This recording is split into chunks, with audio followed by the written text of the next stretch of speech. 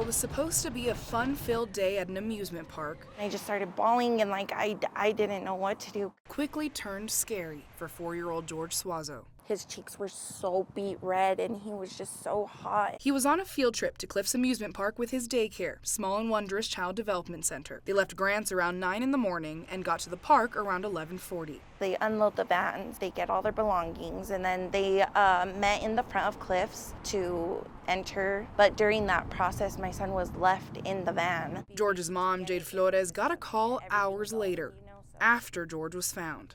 She was just frantic, just crying and saying, I'm so sorry, I'm so sorry.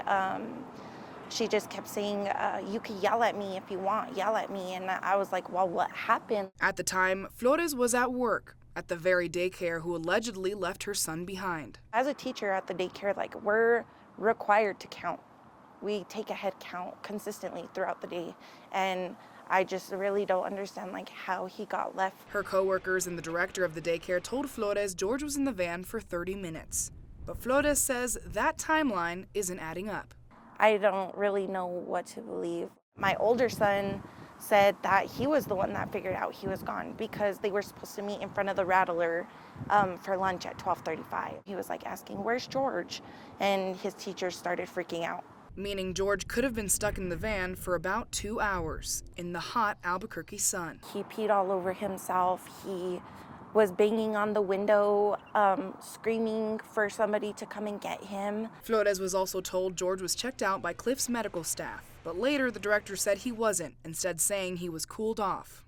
They only offered him a Sprite whenever he got out. They didn't even have the decency to change him or wash him up from being peed on. None of that. They took no steps to care for him other than putting him in the shade. This close call also hits Flores harder. I could have lost another kid at the hands of somebody else. After she lost her daughter's twin due to a medical condition. It's very heartbreaking for all of us to have to feel those feelings again of it could have been a lot worse. And for little George, Flores says he's traumatized. I told him, you don't have to go to daycare ever again. You don't ever have to go back there. And he's like, Pinky, promise?